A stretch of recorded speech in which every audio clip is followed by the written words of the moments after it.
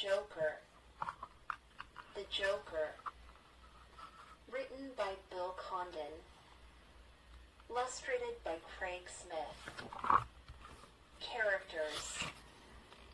Tony is an average sort of guy who likes to play tricks. Suzanne has plenty of ideas. Corey is Tony's best friend. He enjoys a good joke. David likes to be with his friends. Chapter 1. No more Mr. Average. There was nothing unusual about Tony.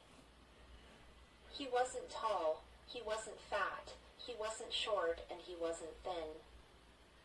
Tony liked to play baseball and soccer with his friends, but he was only an average player. He tried his best at school, but again, he was an average student. I'm Mr. Average, Tony thought to himself. And I don't like it. I wish I could stand out from the crowd somehow. It didn't seem that Tony's wish would come true until one rainy Sunday something happened that would change his life. Tony was bored. His parents were in the living room, talking with his mother's boss, Mr. Benning. His mom was pouring tea as he walked into the room.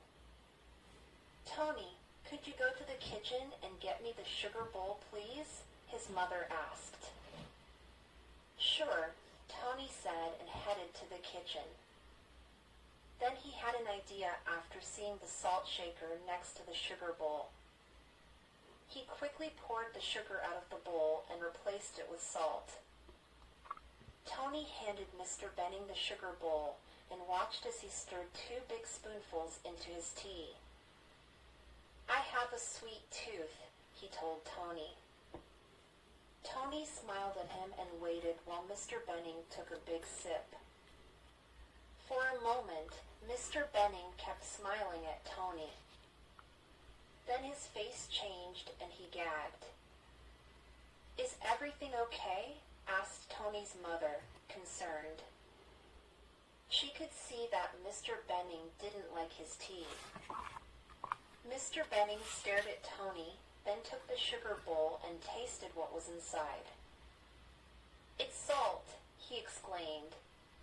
"No wonder the tea tastes terrible." Tony's mother suddenly realized what Tony had done. She looked angrily at Tony and reached out to take the sugar bowl from Mr. Benning. "I'm terribly sorry," she said to him, glaring at Tony. But Mr. Benning, who had been frowning, gave a huge laugh. "Very good, Tony. That was a great joke. I thought it was the tea, and I didn't want to hurt your mother's feelings. But then I remembered I had already taken a sip before you brought the sugar in. I mean the salt." Mr. Benning laughed again, even louder. "You have a wonderful sense of humor, Tony." "I do?" Tony was surprised.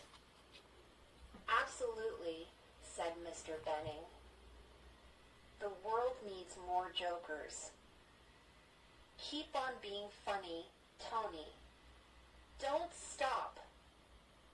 Now Mom wasn't angry anymore. And Dad was saying, "Very funny, Tony." Tony was very pleased with himself. At last he had found something that he was really good at. From now on he was going to be a joker. Chapter 2.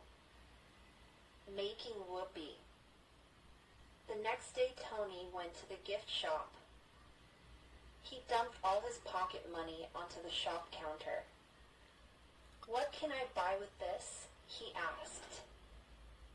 Minutes later Tony had bought several rubber snakes and spiders, whoopee cushions, plastic doggy doo, a glow-in-the-dark eyeball, blood capsules, and much more.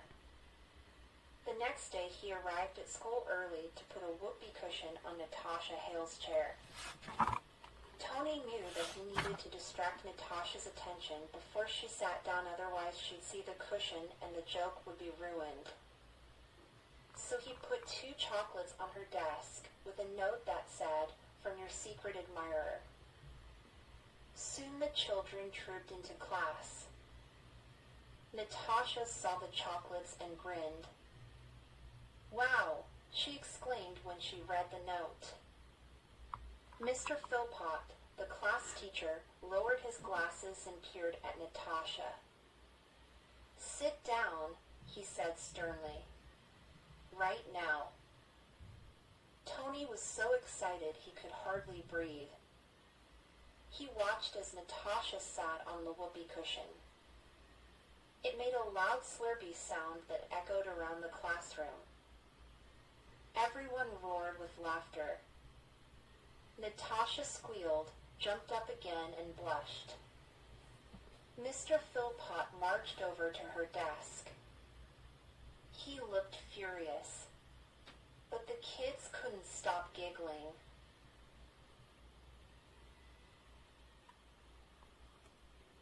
Mr. Philpott picked up the whoopee cushion and dangled it in the air like a dead rat. "Who brought this to school?" he barked, narrowing his eyes and peering around the classroom. Ever so slowly, Tony raised his hand. "It was me, sir," he admitted. "It was only a joke." "I didn't think it was very funny," muttered Natasha. "Jokes are fine," said Mr. Philpott. "But not in class. Is that clear?" "Yes, Mr. Philpott," said Tony. Several of the kids were still snickering. Natasha still looked cross. "I won't do any more jokes in class," Tony said to himself. But no one said anything about outside class. Oh boy!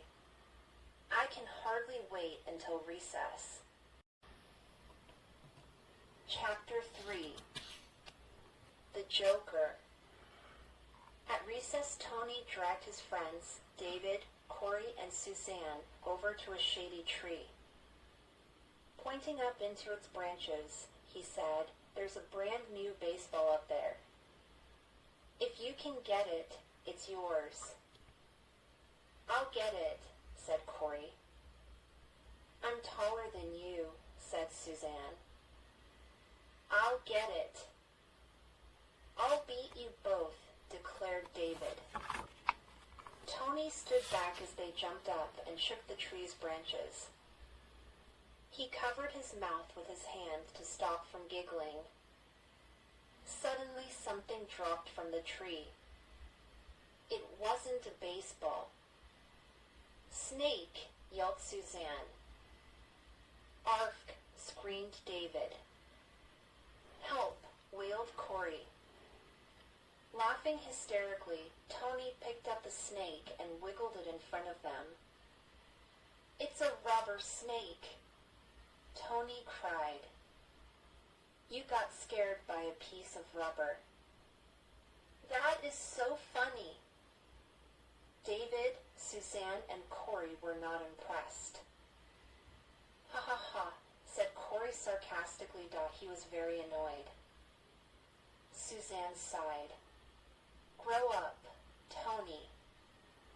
"Get a brain," added David, and he started to walk away with Corey and Suzanne. "Wait," said Tony.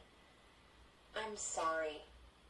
He put out his hand to Suzanne. "Let's shake hands and be friends." Suzanne thought it over for a moment. "Oh, all right," she said. It was a bad idea. In Tony's hand was an enormous hairy rubber spider. "Berg," yelled Suzanne at the top of her voice. She hated spiders more than snakes. Tony fell to the ground, holding the spider to his neck. "It's got me." He kicked his legs in the air. "Help!" Help!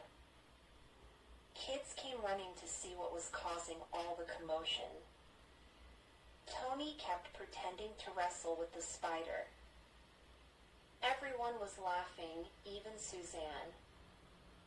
Their laughter became even louder when Tony squeezed a blood capsule and fake blood spurted onto his neck. It was the funniest thing that had ever happened at school. Tony was the king of jokers. From then on, nothing could stop Tony. His jokes kept getting bigger and better. Before long, he played jokes on nearly his entire class. Everyone agreed he was the best. Everyone, that is, apart from Hamish Oliver. Your jokes are lame, scoffed Hamish. They're old and they're corny. They are not, retorted Tony. I'm the best practical joker in the country. Hamish smirked. If you're so good, let's see you trick Miss Armstrong. All eyes turned to Tony. His classmates wanted to see if he would try to wriggle out of the challenge. But he wouldn't back down. He couldn't. No problem, he replied. It'll be easy. Tony knew that wasn't true. Ms. Armstrong was the school principal. She wasn't known for her sense of humor. In fact, no one had ever seen her smile. He wondered how he could possibly play a joke on the principal.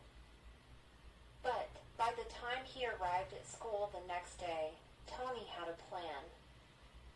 He hung around the principal's office until he saw her leave. Quickly ducking inside the office, he left a note on her desk.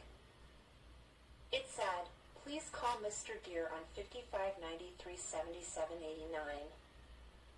Tony ran back to his classmates and told them to follow him.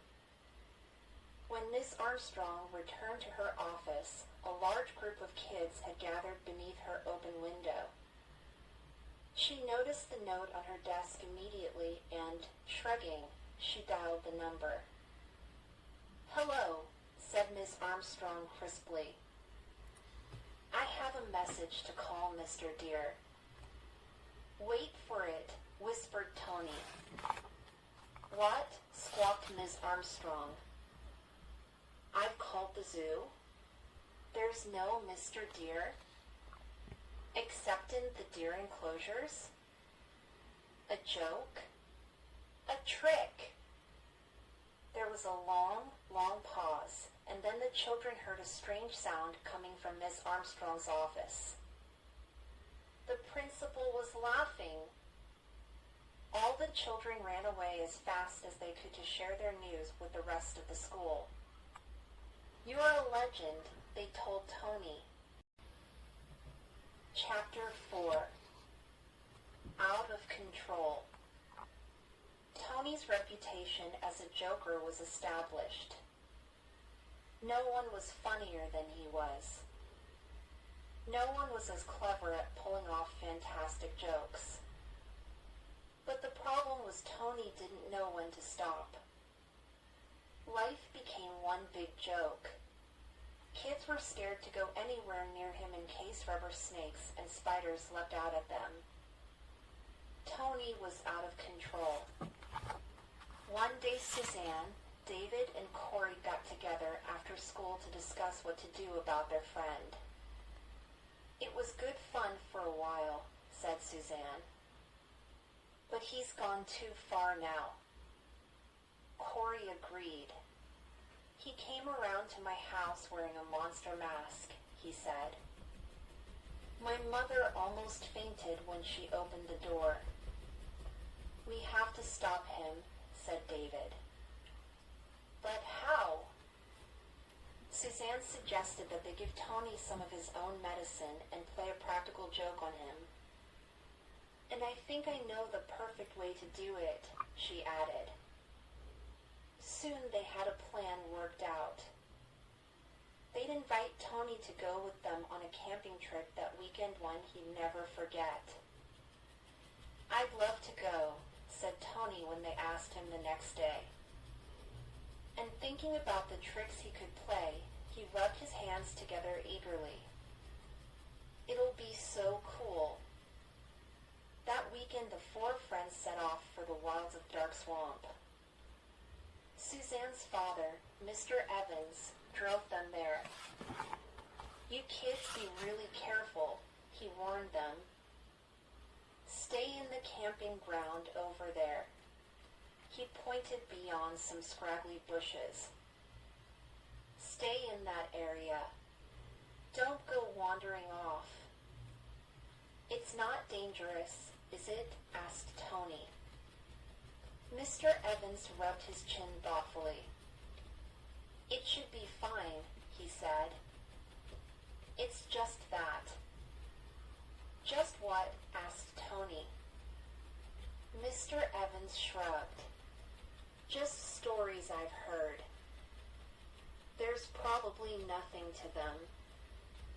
"You mean stories about the swamp creature?" asked David. "I've heard of it," said Corey. "That monster isn't really around here, is it?" Tony chuckled nervously. "Swamp creature? You're kidding, right?" "Right, Mr. Evans? You kids stay where I told you and you'll be fine." Mr. Evans turned and walked back to his truck. "Keep the campfire burning all night. You'll be okay." Without looking back, he climbed into his truck and drove away. "Swamp creature," muttered Tony as he picked up his camping gear and stomped off to the campsite. What a laugh! But David, Suzanne, and Corey had never looked so serious. Chapter 5. The Camp. "Let's get the fire started right now," David said as the kids started putting up their tent.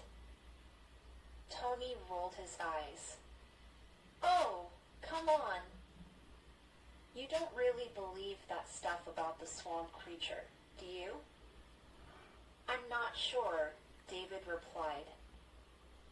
"I've heard a lot of stories about that creature." "People make them up just like ghost stories," snapped Tony. "I don't think so." Corey shook his head vigorously. "I've seen photos of this monster in a magazine." Tony didn't answer. He was too busy staring into the swamp. His eyes bulged, his mouth hung open. "What is it?" asked Suzanne. "The CR creature," stuttered Tony. "The swamp creature. Run for your lives." Tony took off, running blindly. The others were right beside him, their hearts pounding in terror. But then Tony stopped, and he fell to the ground, laughing. "Gotcha," he chortled. "You fell for the oldest trick in the book. Boy, oh boy, you looked so scared." "That was hilarious." David, Suzanne, and Corey trudged back to camp in silence. None of them looked happy. Later, they sat around the campfire eating pancakes and telling scary stories. David was in the middle of telling a tale about a Bigfoot when he noticed something unusual on his plate. "Oh, yuck," he said, pushing the food away. On the plate were several plastic cockroaches. Tony grinned. "You're all so easy to trick. I get you every time." "Don't you ever get tired of it?" David asked peevishly. "Nope," said Tony. "It's too much fun." "For you maybe," responded David. Then Suzanne started to tell a story about Count Dracula. Right at the most exciting part, Tony pressed a blood capsule to his neck. Then he collapsed as the fake blood gushed out, crying, "He got me. Count Dracula has got me." The others rolled their eyes and exchanged glances. Tony's time would soon come. Corey decided not to tell his story. There was no point. Tony would just ruin it. He stood up. "Well," he said, "I'm going to get some sleep. Good night." Soon all the kids were settled in their sleeping bags. It was very quiet outside. Then Tony started to moan like a ghost. "Ooh, ooh." "Oh, go to sleep," hissed Corey. But it took Tony a long time to go to sleep. He booed and ghost moaned for hours. The others waited patiently. When at last they heard him snore, Suzanne quietly got up, went outside the tent, and blinked her torch on and off. It was the signal that the real fun was about to start. Chapter 6. Swamp Creature. Tony was woken by a roaring noise. "Hey guys," he said. "Did you hear that?" David lifted his head wearily. "What are you waking me up for?" "I was having a great dream." Suzanne rubbed her eyes. "Please, Tony, no more of your dumb jokes." Tony clambered out of his sleeping bag. "It wasn't a joke," he said firmly. "I heard a huge roar just outside the tent. Honest." Corey yawned. Sure, Tony." Then he shut his eyes again. Suzanne and David snuggled back into their sleeping bags. Tony shook them. "Go back to sleep," they snarled. "I can't sleep. Not when something's roaming around out there." "Maybe it was your imagination," suggested David. "I heard it," insisted Tony. "It could have been a cow," said Suzanne, sleepily. Tony snapped his fingers. "Yes, that's it. It was probably a cow." "But there's only one way to find out for sure," Suzanne added. "Go on. Have a look." Suzanne and David closed their eyes and rolled over, their backs to Tony. Corey snored loudly. Tony thought for a moment, deciding what to do. "I will have a look," Tony told himself. "I'm not scared of some silly old cow." Boldly, he strode out of the tent straight into the outstretched arms of the swamp creature. It was a wild, hairy beast. A huge gorilla. It towered above Tony, beating its chest and growling. Tony's scream could be heard in the next state. David, Corey, and Suzanne leapt from the tent.